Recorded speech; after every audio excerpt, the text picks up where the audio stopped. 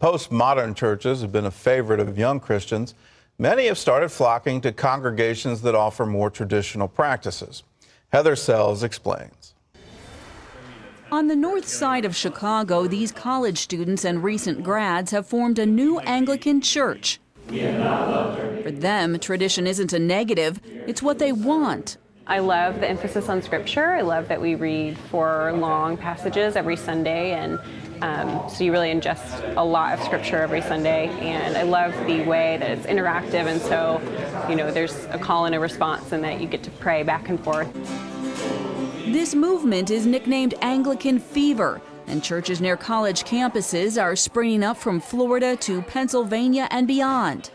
One possible reason, church leaders taking a stand. This denominational birth came 3 years ago when hundreds of congregations broke with the Episcopal Church over liberal theology. The result, many groups were forced to give up their property. One of the worst cases happened in Binghamton, New York, where the Episcopal Church evicted the Good Shepherd congregation and then sold its property to a mosque. It was very sad because it is a place where for generations after generations, the gospel had been preached. While property battles are still a reality for many congregations, their new denomination refuses to focus on the drama. Instead, it's ambitiously planning new churches with a goal to double in size to 2,000 churches in 5 years. The strategy combines Anglican traditions with modern church planning models from Africa. Evangelism expert Lon Allison says the potential is great. They're open to using pastors that haven't gone through 4 years of college and 3 or 4 years of seminary. They can reach some of the young Anglicans just coming out of college and such, disciple them, and let them start these church plants. It's exactly what's happening in Chicago. Reverend William Beasley has planted 9 Anglican churches in and around campuses like Northwestern University and Wheaton College. I think we're actually just beginning. We're at the very small beginnings of something that's perched to grow exponentially. What's drawing young people to the Anglican Church may surprise you.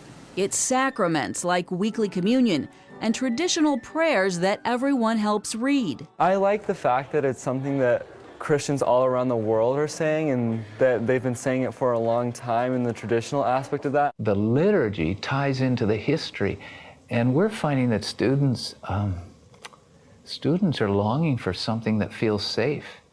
And the Anglican Church has been around for 500 years. It feels stable. And many students appreciate the church's global connections. The Anglican Church of North America is part of the Anglican Communion worldwide and comes directly under the authority of churches in Africa and South America. I felt like my interest in missions, working with global poverty, those were all being spoken to by a very passionate church body, who are all passionate about serving the poor and being, there for the needy. This here is also the future of the Anglican denomination, a Hispanic church plant that meets in a Chicago church building on Sunday afternoons. Anglicans say there is a natural connection with Latinos, who often come from liturgical backgrounds and appreciate the reverence and community. And it's no doubt the population where explosive growth is already a reality.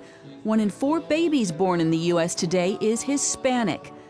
In the end, what may also be drawing young people, Latinos, and others is the authenticity that comes from standing for one's faith. Whenever you have to lose something for your faith, be it a pension, a building, wherever there's a sacrifice, it's also a moment of you can choose to go forward and without bitterness, without rancor, and you become refined. One of Reverend Beasley's first congregations surrendered its building to the Episcopal Church more than 6 years ago.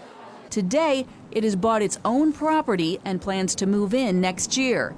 And in Binghamton, New York, Church of the Good Shepherd now meets in an old Catholic church, perfect for its congregation, which has doubled.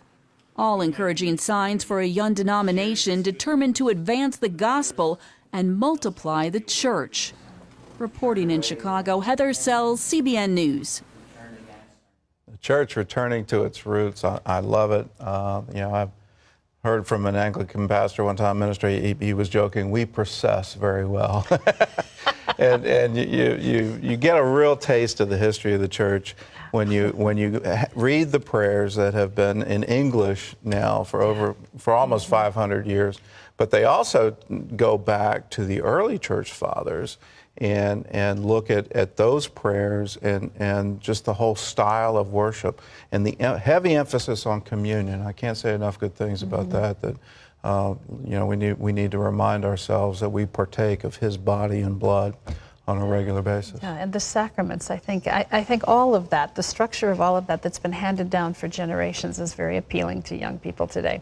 Well, that's good to see. Well,